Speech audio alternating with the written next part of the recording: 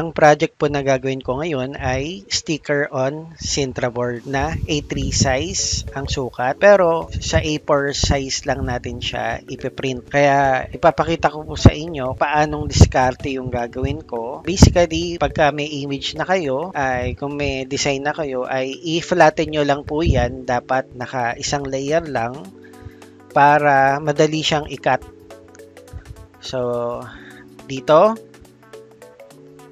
naka A3 size na po ito. Ang gagawin natin ay gagawa tayo ng A4 size. File, new, A4 na naka-landscape. Create.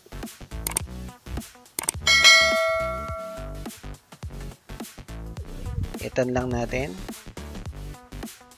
Dadrag po natin yan dito, pero bago yan, lalagyan muna natin ng margin. Ang shape po na margin na pwede nating ilagay ay 1/4 inch. Ang 1/4 po ay 0.25. Para safe, dagdagan pa natin, gawin nating 0.3.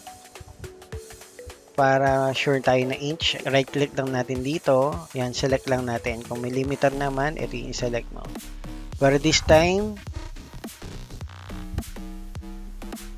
ang gagawin natin ay maglalagay tayo ng guides. So, horizontal, 0.3. At ganun din sa vertical, 0.3 din, 0.3. Para hindi na kayo mahirapan mag-compute kung ano ilalagay dito, ay maglagay na lang tayo dito ng box. Tapos, new layer, fill natin yung box. Lagay natin dito sa dulo. Nag-snap naman yan. Ngayon, pag hindi nag-snap, dito din kayong pupunta. View, snap to guides. Okay.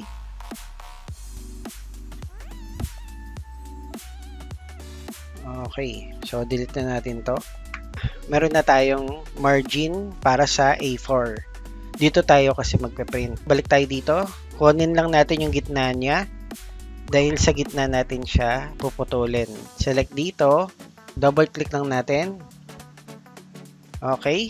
So, nakaselect na siya. Nagkaroon ng bounding box dahil ito yung kukunin natin yung gitna. Okay.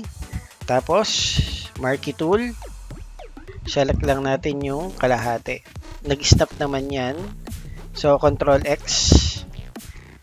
Punta tayo dito. Control V. Paste. Tapos, balik tayo dito. Select lang natin to. Tapos, pasok lang natin dito. Okay? Ayan, select natin parehas. Saka natin pasok sa loob.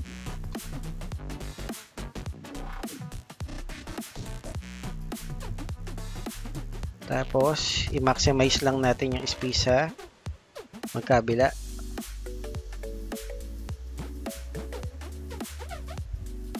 Enter. So, ito na po yung dalawa na tingnan natin itong sa una. Ito po. Ngayon, try po natin siyang i-print. Ito yung sticker paper na gagamitin natin.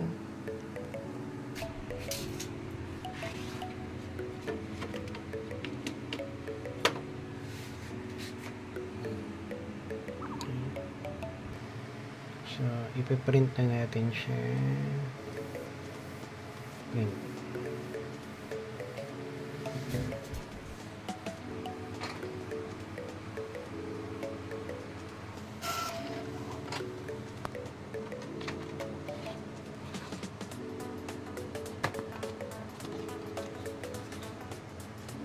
Oh, okay. Yung next naman, napansin nyo, merong medyo alanganin dito. Pero sakto naman dito. So, kaya mas importante talaga na naglalagay tayo ng margin. Ang importante dyan sa dugtong ay hindi ito ang napuputol. Okay lang maputol dito sa side na itong tatlo. Wag lang dito dahil dito tayo magdudugtong. I-print na rin natin yung part 2.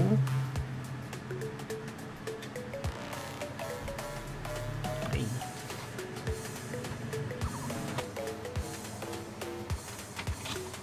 Okay.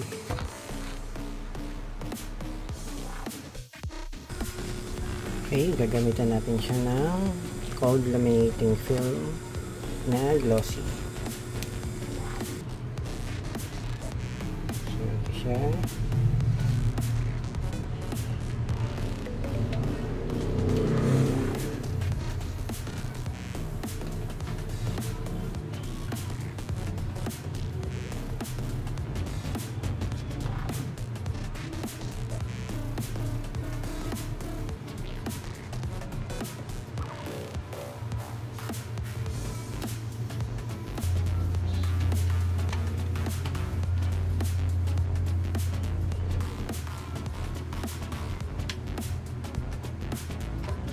Konting alalay lang yan.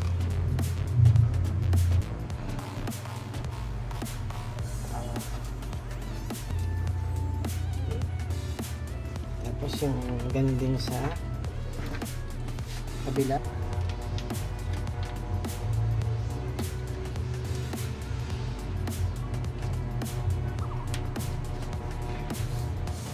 Tutok muna natin. Ayan lang po.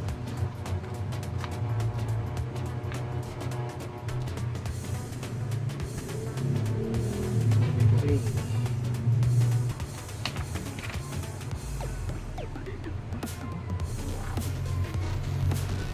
So, ayan na yung pangalawa.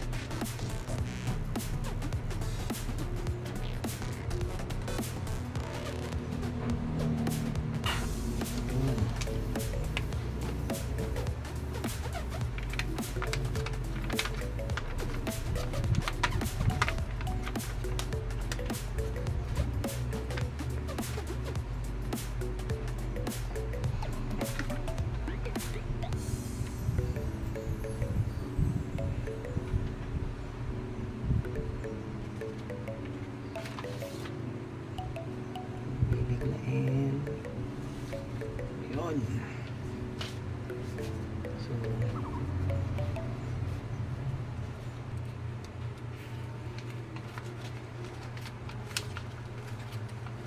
yan.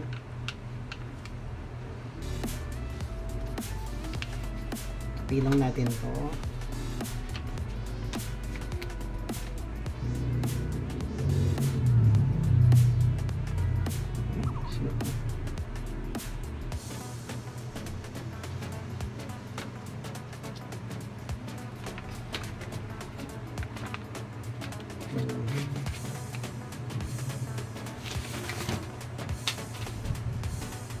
Yan.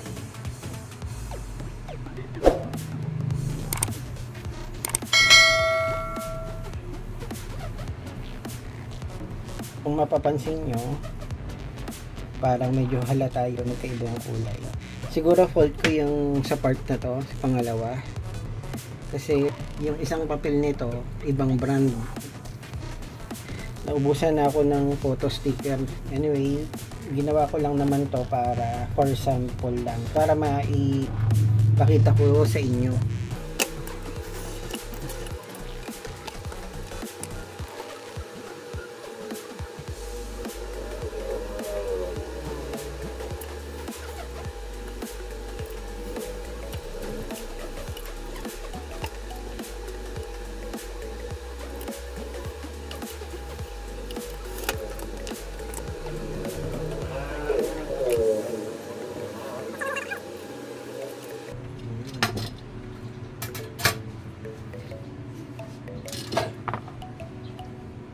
So, ito na po yung